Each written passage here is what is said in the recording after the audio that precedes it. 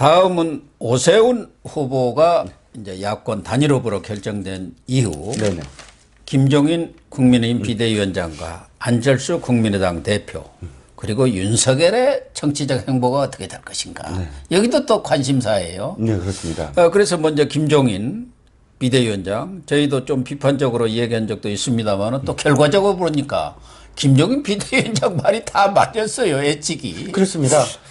당의 입장에서 한번 생각을 해보죠. 당의 입장에서 생각한다면 비대위원장이 당의 대표 아닙니까? 예. 그러면 당이 무너지지 않게 만드는 어떤 결과를 내야 되는 거 아닙니까? 그런 의미에서만 본다면 사실상 뚝심 있게 한 번도 흔들리지 않고 그런 당의 후보를 지켜냈다. 예. 그런 의미에서는 사실 가장 지금 또 부각되는 그런 행보라고 할 수가 있겠죠. 대붕어 뜻을 잘 몰랐던 것 같아요. 보통 사람들이 그런 생각도 들고. 예. 하지만 두 사람이 예. 국합, 배드캅이라고 하나요?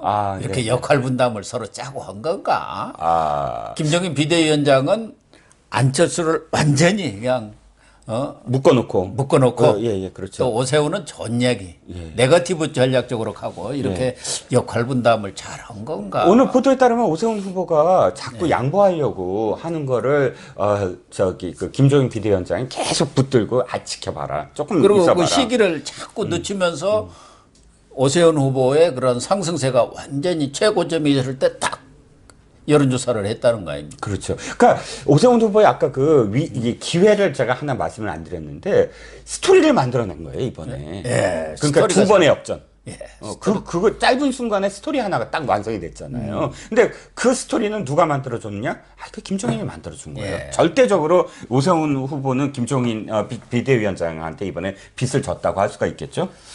그런데 김문수, 이재호 뭐 이런 분들 뿐만 아니라 네네. 마포 포럼을 만들어서 안철수 후보가 이번에 서울시장 그렇게 나가도록 결정적인 역할을 한 분이 김무성 전 대표 아닙니까? 그렇습니다. 뒤에서 고문 내지는 참모 역할을 김무성 안철수 뭐그 연합론 뭐 이런 게 나왔죠.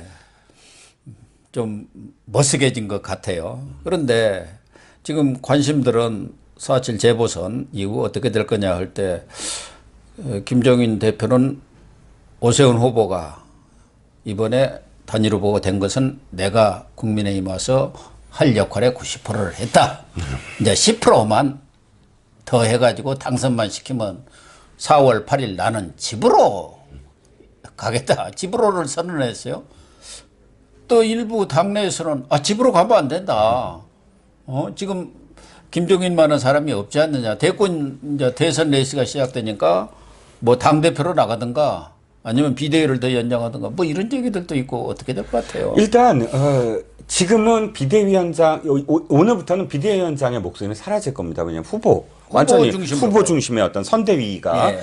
중심이 돼서 한 20일 동안은 비대위원장이 크게 할 일이 없어요. 주목을 받아서도 안 되고 이제 무슨 말을 하면 안 되잖아요. 예. 자기가 스피커 역할을 하면 안 되니까 일단 빠져나가야 되고 그러면 결과만 지켜볼 겁니다. 그래서 4월 7일 그 재보궐선거가 1승 1패 그럼 지는 거고요. 1승 1패 당연히 지는 거고 2승이 됐다 한다면 자 그다음부터는 아마 정계 개편이 또 움직일 겁니다. 굉장히 많이 움직이겠죠. 당을 중심으로 해서 그러면 이제 그 전당대회를 여느냐 안 여느냐를 갖고 이제 이 얘기를 할 텐데 선거가 만약에 2승이 됐다 그러면 제가 느끼기에는 한 5년 6년 만에 첫 승이에요. 그렇죠. 예. 대선 졌죠. 지방선거 졌죠. 8패까지가 예, 총선 졌죠. 보궐선거 졌죠. 그리고 각종 중간중간에 조그마한 선거까지 합치면 연전연패였는데 최초의 승리 아닙니까? 그러면 승리에 대한 누가 사실 승리에 기여를 했느냐. 공헌도를 따질 수밖에 없지 않겠습니까? 그랬을 때 두 가지 길이 있겠죠. 하나는 비대위를 연장하자라는 것. 하나는 전당대회를 하는데 추대를 하자. 김종인 비대위원장은 추대를 하자. 그렇죠. 이 두 가지 논쟁이 아마 있을 텐데 이것도 사실 얼마만큼의 격차로 이기느냐 양쪽을 뭐 이런 것들을 갖고 논공 현상이 있을 겁니다. 근데 저는 김종인 비대위원장이 뭐 내심에 욕심은 있지 않겠느냐 그런 생각을 하면서도 일단 본인이 대국민 약속을 여러 차례 했기 때문에 4.7 재보선이 끝나면은 딱 집으로 가는 깨끗한 모습을 보여주고 네. 결국 대선전에 들어가면은 김정인의 지혜가 필요하다. 또 대권 후보들이 모시러 다닐 거예요. 네네. 그때 탁 나타나지 않을까. 그래서 예를 들면 윤석열과의 어떤 결합을 통해서 나타난다든지 그런 거 하지 않을까 하는 생각은 들어요. 그렇죠. 네, 감으로. 예. 교수님 말씀이 더 사실 설득력이 있겠죠. 왜냐하면 일단 약속은 지켜야 되는 거니까. 예. 정치인이 지금 그 행동으로 보여줘야 되니까. 근데 그 다음에 당이 어디로 갈 건가. 당이 사실 구심점이 없어 보여요. 이제 초선들도 많고 그 다음에 지금 당 내에서 한번 보면 예전처럼 그런 그러니까 그 무게감 있게 당을 이끌 만한 목소리가 사실 굉장히 적어 보이지 않습니까? 지금 뭐 정진석, 김도, 우원정도 뭐 이런 이제 다선으로 중진으로 당 대표로 할 만한 분들이 한 서너 명 네네네. 이렇게 꼽히는데 무게감이나 또 영향력. 대선전을 이끌어 가야 한다는 측면에서 본다면은 좀 약하지 않을까 하는 느낌들을 갖거든요. 이번 당대표는 킹메이커가 해야 되지 않느냐 이런 목소리가 또 나오게 되면 실제로 킹메이커를 할 만한 그런 그 연상되는 인물이 많이 없어요. 예, 그건 사실입니다. 예. 그래서 일단 김정인 대표는 약속대로 4월 8일 집으로 하되 결국은 다시 대권 레이스가 본격화되면서 재소환되지 않겠느냐. 어떤 형식으로든 그게 무슨 또 비대위를 구성해서 그렇죠. 영입할지 아니면 뭐 무슨 선대위원장을 맡길지 어쩔지 모르지만 재소환은 불가피하지 않나 그런 생각은 듭니다. 김정인 대표의 그 행보를 보면 언제나 내가 갈 게가 아니라 아유 왜 또 찾아왔어? 왜 또 그렇죠. 찾아왔어? 이러다가 그럼 이렇게 찾아왔는데 내가 한번 나가볼까? 이 스타일 아니에요? 그래서 아마도 이번에 다시 나오더라도 그런 그 절차를 공식 절차를 그렇게 또 밟지 않을까? 국민의당 안철수 대표가 뭐 깔끔하게 승복을 선언을 했습니다. 네. 그런 점은 상당히 높이 살만하고 이번 야권 후보 단일화의 어떤 흥행이랄까 네. 이런 것을 일으킨 점 네. 공이 큽니다. 네. 그런데 안철수 후보는 새정치의 아이콘보다는 이제는 철수와 패배의 아이콘으로 이렇게 부상이 돼 있단 말이에요. 과연 이번에 그런 좀 모습을 보여줘 측면도 있지만 또 네거티브를 한 오세훈 후보 측을 향해서 그런 부분에 대해서 또 토론 과정에서의 그런 취약점 이런 것들을 여실히 드러내면서 상당수 국민이나 시민들이 좀 혀를 끌끌 찬 측면도 있기 때문에 네네네. 과연 재기가 가능할까? 저는 이렇게 생각합니다. 안철수 대표가 왜 선택을 못 받냐 하면, 너무나 독존이거든요. 그러니까 혼자. 그러니까 이 세상에 나밖에 없다라는 그런 느낌 때문이거든요. 정치는 어찌됐든 사람들과 공존하면서 세를 형성하면서 타협도 하고 협상도 하고 하는 모습이 사실은 정치의 과정이고 그 능력입니다. 그렇다면 저는 기회는 있다고 봐요. 안철수 대표가 안철수가 달라졌어요 하는 모습이 바로 오세훈 후보한테 얼만큼 적극적으로 지지를 해주고 유세를 해주느냐. 왜냐하면 안철수라는 정치인이 한 번도 그래 본 적이 없어요. 지난번에 2012년도 때도 문재인 후보하고 단일화 협상을 하다가 자기가 불리하니까 그냥 사실 그것도 엎어버린 거잖아요. 상을 엎어버리고 엎어버리고 난 사퇴한다 뭐 하면서 도와줄 것처럼 하다가 그냥 미국으로 가버렸잖아요. 이게 너무 인상적이었어요. 그러니까 이번에도 그렇게 하면 난 기회가 없다고 봅니다만 이번에 오세훈 후보가 물론 이렇게 그 공동 선대위원장을 부를 겁니다. 부른 것 이상으로 더 적극적으로 나서서 헌신하는 모습 그리고 나만을 위해서가 아니라 대의를 위해서 얼만큼 자신을 버리느냐의 모습을 보임에 따라 내년 금방 옵니다. 대선도 있고 내년에 지선도 있고 사실상 한 번의 기회를 더 줄지 않을까. 근데 이번에도 뜨뜻미지근하게 하는 것도 아니고 안 하는 것도 아니고 이런 어떤 모습을 한다면 기회가 없지 않을까요? 우선 본인이 약속했던 대로 국민의힘과 합당 문제랄까 통합 문제 네. 이거는 어떻게 할 건지 이번에 제3정당 한계를 또 한 번 여실히 보여준 측면이 있어요. 그렇습니다.